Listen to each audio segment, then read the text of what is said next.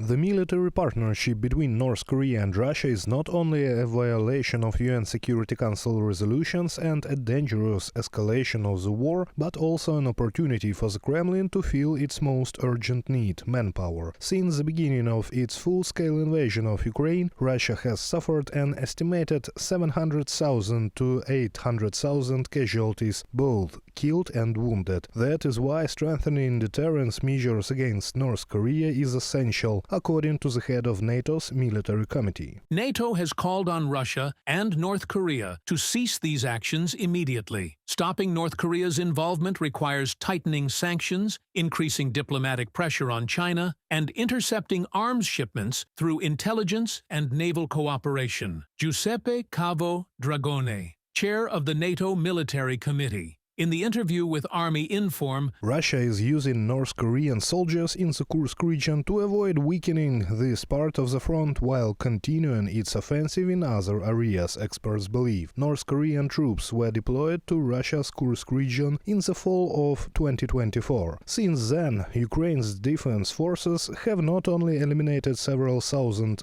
North Korean servicemen, but also captured posts. Meanwhile, Estonian intelligence has reported that North Korea plans to send additional troops to support Russia by summer 2025. Japanese public broadcaster NHK has also reported that North Korea is likely to begin production of drones co-developed with Russia in 2025. Russia may be providing drone and missile technology to North Korea in exchange for North Korean troops fighting in Kursk Oblast. Japanese outlet NHK, citing multiple sources familiar with Russia-North Korea relations, reported on February 8 that Russia has agreed to assist North Korea in developing and mass-producing various types of drones in exchange for North Korean forces supporting Russia's war effort against Ukraine. From the report by the Institute for the Study of War. The ISW believes that North Korea is using the war in Ukraine as a testing ground for its military capabilities.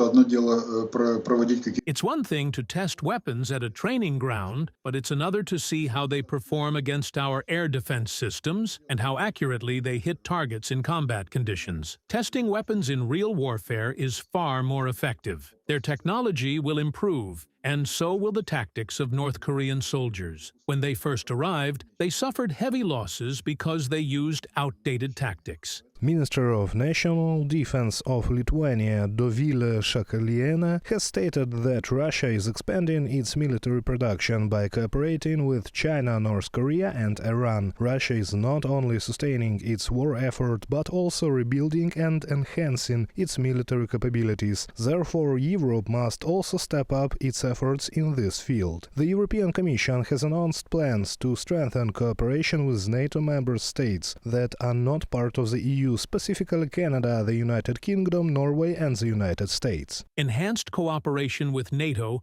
on defense industrial matters is ensured through a dedicated structured dialogue started in 2024. The European Commission, in response to an inquiry by RBC Ukraine news website. NATO remains committed to continuing military support for Ukraine, strengthening Kyiv's position in future negotiations. Additionally, according to the head of NATO's military committee, Ukraine's strikes on military targets inside Russia are disrupting Russian logistics, weakening its ability to conduct further attacks and forcing Moscow to allocate more resources to its own defense. Reported by Serhiy Kulias, Yulia Granovska, UATV News.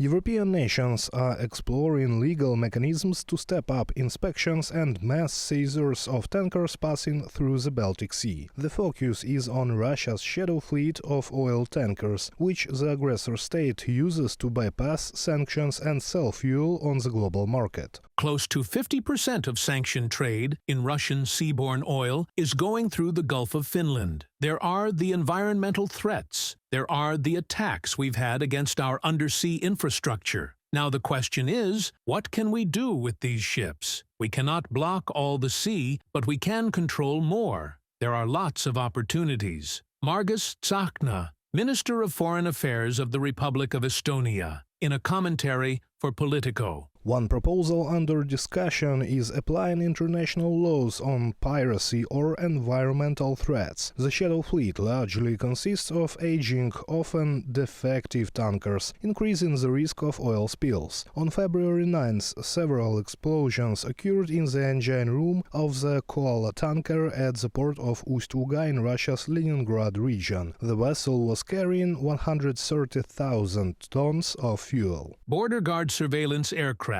have been deployed to the eastern Gulf of Finland. The surveillance planes will be able to detect oil spills and manage response operations from a post by the Finnish Border Guard on social network X.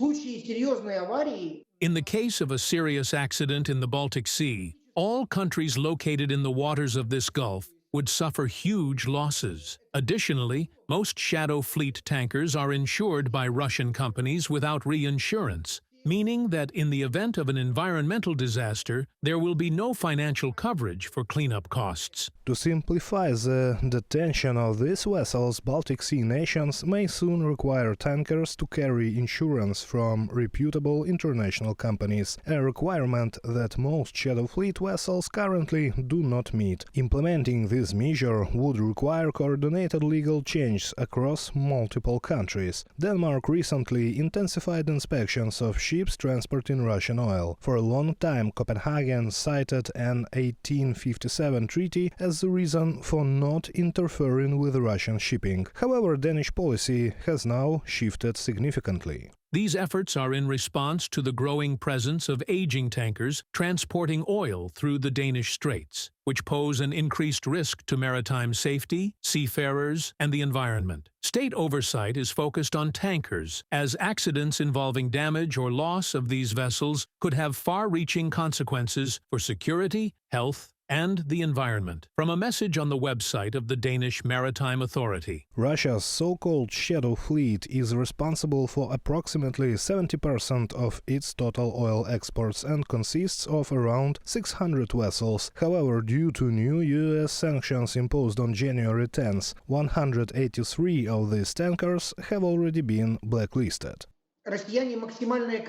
Russian companies are cutting costs wherever possible, but rising logistical expenses have made oil transport via tankers increasingly unprofitable. While pipeline exports remain unaffected, shipping oil by sea has become significantly more expensive, which could lead to a substantial drop in revenue for the Russian budget from shadow oil trade. The European Union may impose restrictions on at least 50 more tankers as part of its 16th sanctions package. This expectation was voiced by Władysław Łasiuk, the Ukrainian advisor and presidential commissioner for sanctions policy. Brussels plans to announce the new round of anti-Russian sanctions in late February, aligning it with the third anniversary of Russia's full-scale invasion of Ukraine. Reported by Serhiy Kulas, Valeria Nikopelova, UATV News.